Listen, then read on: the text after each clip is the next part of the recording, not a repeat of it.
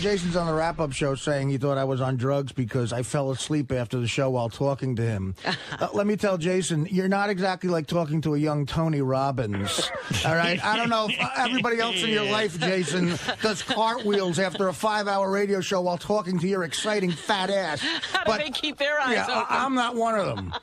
All of a sudden, Jason's Mr. Cool. This nerdy virgin, this nerdy, hairy virgin that we hired is Fonzie on the wrap-up show thinking I'm on drugs. All your drug-related past faggot friends from wherever you grew up in Southern California, you hairy faggot. Are you mad at that wrap-up show stuff? Yeah, I'm mad at what Jason said. I think Artie's on drugs. He was falling asleep while he was talking to me. No one falls asleep when I'm talking. You nerdy virgin hairy fag. Call him a rude little pig. I hate him. What is it, Jason? No, first of all, I didn't say you were falling asleep. I said that you looked out of it, and you did, and I'm not the only one who said it. Gary said it, and a bunch of other people said it. So if you want to come down on me, I wasn't... I'm coming down on you. Go ahead. Because you said, well, I think I just did. Yeah, I mean, all I said was, dude, you looked out of it. You didn't look the same as before when you left the studio mysteriously for a half hour, and I was worried about you. And you weren't worried about me. You want to be really? You want to be interesting on the wrap-up show. Yeah, because I'm always running down to the wrap-up show to be interesting. That's all I hear is every one of you motherfuckers around like little wolves over there. All right, so you know what? Fuck you then. I don't care. Come on any state you want. I don't give a shit. I saw you look... I mean, I saw you. I was worried. Sorry, dude. You know, whatever. So, fuck it. Do whatever you want. I don't give a shit. Take your nerdy virgin ass back to the computer and type like a broad. Okay. Shove another fucking cupcake down your mouth, you fat fuck. Whoa. All right. And why don't you come down on Gary? Gary said the same freaking thing. What? It's not him? I didn't hear that part, but I didn't hear the whole thing. Okay. All right, call him a rude little pig again. That's the Alec Baldwin line. You're a rude little pig. And he's coming to straighten your ass out. Listen, I'm going to defend Artie for one thing here. You know, I walk out of here after a 5-hour show. I'm unconscious. You would think I was on heroin when I leave here. I'm out of it. But when Jason talks to you, you perk right up, though, right? No, as a matter of fact, I've made a rule. Have you ever fallen asleep on Jason? Absolutely, I've made a rule. I literally. This little nerd who can't throw a ball tries to talk to me about the Yankees. Jesus Christ, shut the fuck up. As soon as the show is over, I go meditate. I got to go pass out for a few minutes because I'm so. But it wasn't, dude. It wasn't that. Everyone heard it in the office when he came back. Look, I'm sure he's fine, but I'm not the only one saying it. It had nothing to do. It didn't have totally to do with the conversation I had with Artie off the air. Tell it to me in person if you're so worried. Don't tell it on the wrap-up. I did. I said I was a pussy for not saying something to you in person. Well, okay, so you're making my point. An idiot. Dominic, thank you. Whatever. Listen, we're going to let me listen to the. Go win an show. argument with Scott DePace. You're outnumbered here. Here's what happened on the wrap-up show. This is what the guys are arguing about. And I was called an enabler, by the way, which I take. Oh, really? Well, no, Sal said you act like an enabler, but when we tried to get him to say that you were one, he could never say anything negative. You just about act like one. You may not be one. No, Howard doesn't do anything wrong. All right, here's an Artie speculation. What was the deal during the gossip game? Like, where he went down to Metro, or these are all the people that care about I thought me. that was a very thin explanation. I'll be really upfront. I love Artie to death, but he claims he sat down for 15 seconds, but he was gone for a much longer time. So if all he did was sit down for 15 seconds and get back up, it doesn't make sense why he missed the gossip game. But even yesterday, when he was out, grazing the cupcakes, he knew we were on the air, but he seemed in no rush to get back. Listen, I'm going to come right out and say it. I really think Artie might be back on something. I mean, Artie came back a different person than when he left. I mean, when he came back on the air, that wasn't the Artie that was on the air at 7 o'clock in the morning. This was some new, low-key, low-talking, kind of spacey Artie. Hat over the eyes. Yeah, even after the show, I was talking to him, and he was the same as he was on the air, which was kind of not there. Sal, you agree? I hate to say it. I love Artie so much, and he's the greatest guy ever on the show. And if he's mad at me, he's mad at me. I think he's on drugs. That's it. Thanks for helping my life. Well, the boys were saying they had all kinds of speculation. And my mother called me crying. She did. She heard the wrap-up. Really? Of course. She's like, sorry about that. Well, sorry about that. I mean, you guys, like what we do on the air is goofing around. You know what I mean? And well, you weren't there to but on the defend don't see these guys. Here's the difference: when you do it and Fred does it, you guys are funny. You're comedians. These guys can't be funny, so they have to go. He's on drugs. It takes on a more serious. Yeah, because they're not funny people. It sounds like Meet the Press. Right, exactly. It does sound like McLaughlin These aren't funny report. people talking. John Hine, what happened during the gossip game, Gar? Well, he missed the gossip game. Jesus Christ. I don't want to be a bummer. I think he's shooting up when I'm hitting a cupcake. Well, the wrap-up show is not always meant to be funny. The wrap-up show is... You're hitting that goal, guys. It is a discussion and a dissection of what happened on the show. You're doing a bang-up job of it. It was my post-mortem. There are days when you sit in there and you're that same person about other people. Like what? Name one where I accuse somebody of something that heavy, man. That's a heavy thing. Right now, I have stuff going on in my career. I don't need people telling in a non-humorous way that I might be on drugs. Well, you did accuse me of not knowing any black people. Well, that's the truth. That was serious. Look, it hit me the wrong way. I take a lot of shit around here, and it's fine because I give out shit, but that hit me the wrong way when I heard that. Well, I was called an enabler.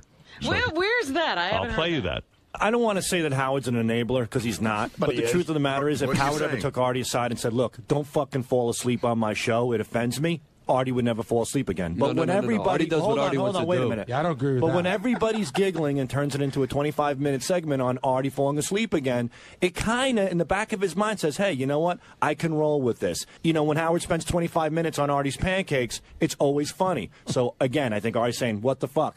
They love when I eat. They love when I sleep." You're asking this guy to change, yet he makes up 60% of the show by being funny because he's sleeping and eating. Sal, you're saying then that Howard is an enabler. That's right. That's exactly what you're saying. I'm not saying that Howard is an enabler, but what is he? Howard, as well as us and the audience, find it to be so funny that it's tough to tell him to stop. All right, now I took But what is huge... he enabling? Artie sleeping? I mean, he's allowing me to Artie... eat? What do you want him to do? Tackle me on my way to the deli? I mean, so Artie is eating to entertain me? Is that the enabling part of this? Listen, Artie's eating 99% of his eating goes on outside of the studio. But what are you enabling exactly? That's what, I mean, it started off as a drug conversation, and now Sal's calling you an enabler because It you makes it don't sound like tell I'm sitting Artie back here. not to fall asleep. I'm sitting back here with a credit card cutting up lines. Artie comes in every day. Artie comes I'm eating French toast. I mean, I'm a fat guy. You know, I'm a fat guy. Artie comes in every day. Unlike most fat people, Artie is willing to eat in front of people. Right. He could sit here and pretend that he only eats an apple in the morning. I mean, he doesn't do that. Yeah, I looked over at 6 o'clock this morning when you opened the mics. Artie was chewing. Artie starts the show by chewing. It's almost like our national anthem. Sal did make a point in that. I know you don't love when people eat on the show, but it is something you get a bit out of. So in my head, I'm more relaxed about it. That is a good point. But look, I just took offense to the fact that people in a very serious tone, without claim they care about me, but instead of saying it off the air, to be compelling on the wrap-up show, go, okay, Artie's on drugs. But they did make a good point. You were wearing a hat. Yeah. You know what? One of the things they brought up that I mean, that gets back to my mother. She hears that shit. It's not goofing around. She's like, you know, these guys, they work with you. You must be on drugs. Jason, you were talking to Jason and you fell asleep. Concrete evidence. Look, here's the falling asleep while I'm talking to Jason. Here's the thing. I don't know whether you're on drugs or not. I take you at face value. When you say to me you're not, I believe you. It's my own fault because I've done a lot of drugs in my life, and it's fucked up a lot of things in my life. Right now, I am not on any drugs. Right. And the fact is, yes. Now, what does that mean, Jason? No. It means now, later. You think he's lying right now? It means later today I will. You do. You think he's lying right now? I think it's a strong possibility he is. And I'd like to apologize to Mrs. Lang also. I didn't mean to upset you there. I think you're high. I'm sorry, Mrs. Lang. I'm very sorry. I didn't think about that. What do you think I'm on right now? I don't know, dude, but listen, you were fine the other day. You disappeared for a half hour. You faint on the escalator. Some random guy had half an hour. It wasn't. Yeah, it was. Some random guy. Not half an hour. Okay, 20 minutes. It was 20 minutes. Some random guy walking through the building had to sit you down and make sure you were okay, and then you come back up and you look like a different person. There's plenty of 300-pound people not falling asleep on the elevator. You'll be one of them in 2 months. Yeah, okay. I have to, in Artie's defense. Get mad at me because I could diet. In Artie's defense, at the party, I fell over standing still. Yeah, of course. We're all tired. I'm exhausted. Listen to me. Everybody's constitution is different. It doesn't shock me that Artie to sit down because the guy loads up on carbs all morning. Right. And he crashes from the sugar. He crashes on sugar. Now, I'm not defending. Listen, I don't know if Artie's on drugs or not. I just believe the guy when he says he's not on drugs. You know, if you really think that, put your money where your mouth is. Have this intervention you talk about and send me away for a month. Oh, you would love that. We're not doing I that. wouldn't going anywhere. Hey, Howard, one of the points that the guys were making that I didn't remember, they were saying, how Artie fell asleep and you think it's funny. And I didn't remember this, but they were telling me that Craig Gass was on the show once. And he fell asleep during the show. I remember he fell asleep, but I don't know. And they said you got mad. afterwards, you were like furious with him. Right. Craig's not funny when he falls asleep. Well, I mean, you got to be a real fat guy to be funny when Artie sleeps funny. I mean, anything I would do now is funny because I'm enormous. Well, anyway, people are concerned about you being enormous. In the email, they're like, Artie, you got to get Artie to lose weight and this and that. And people contact me that I got to get Artie to do Now, stuff. how are you going to do that, Howard? You've been set this task. I don't know how I'm going to do this. I mean, Artie's got to want to do it. If Artie came to me and said I want to do that, I'd be the first one to help him. But really, by doing what? Throwing the medicine ball? How can you help him? I would buy him a book, I guess. If he ate the book, I don't know. I've dieted before. I know how to do it. I just got to want to do it. He doesn't want to do it. What am I supposed to do? I do want to, but I mean, I'm admitting I'm weak. I'm eating. Should I handcuff him during the show? I may continue to eat. He's hungry. Rough, man. Yeah, no, man. I love Artie. I love Artie, and I hated the fact that he said he hated me on the air. I hope he gets over it. I don't want to ruin my friendship with Artie. What about his accusation that you were just looking for airtime? No, the accusation I was looking for airtime was bullshit. I was down there to talk about something else, and the Artie thing came up. Something else, asked to come down to the wrap-up show for, and then that subject came up. So it wasn't airtime, and I had been thinking about it. And the only thing Artie was right about, that I was a pussy, that I should have, said something to his face if I was really concerned, which is what I was thinking about when I was in the wrap-up show. How I wish I had said something to him, and I didn't think through the, how it comes off sounding on the air and to his mom and to people he works with. So I feel bad about that, but I'm not going to retract my statements. I said what I felt, and I still feel that way, and I hope it's not true. I'm not hoping it is, I'm not hoping it's true at all, but, I said what I said, and I stand by what I said. Is this going to affect how you approach him after the show, to have personal conversations and stuff like that, because he ripped you apart? I'd like to move on as if nothing happened, so it's really, I guess, up to him. I mean, I guess I'll be, I'm not going to go up to him all buddy-buddy, if he doesn't, if he's not feeling that way, then that's going to be awkward and weird, so I'll probably hang back a little and maybe take my cue from him if there's a cue. I don't know, whatever, dude. Artie and I are friends, I thought, and I understand why he's pissed, and hopefully he'll get over it, but, Artie holds a grudge and remembers stuff from a long time ago, and it's a good memory, bringing up my California thing. I mentioned to him I lived in California once for like 3 years, and now, the first thing he pulls up when he's thinking about how angry he is at me. So, anyway, but I really like to mostly apologize to his mom. That sucks. I did not mean to scare you, Mrs. Lang. I did not mean to make you cry. I don't think about the fact that other people listen to this sometimes. So I apologize to you, Mrs. Lang, and sorry for causing grief in Artie's life also. But, I stand by what I said. Guy was a different person when he came back on Thursday, and that's it. That's my only observation. Whether it was fat or sugar crash or drugs, I don't know. I'm just saying what I saw. All right. Thank you, Jason. Thank you. And the manager, the final one. Whatever, man. I lost it because of my mother calling me. Believe me, if that didn't happen, I wouldn't even have known. Well, I said very harsh things, which I do, and I'm sorry. Well, I'm sorry for not thinking out how other people heard it and what reacted. Don't you think if somebody really was concerned about something, you say it to your friend? No, that's not me. Work. You let everybody know about it. Artie, you're right, and I actually said that about 50 times on the air. I didn't want to hurt you, and I apologize for that. Don't worry about it. I'm sorry. That was blindside. Well, I feel bad. Sorry. Of course, it's all All right, good. You guys all right? Yeah, we're fine. We're gonna go make out later.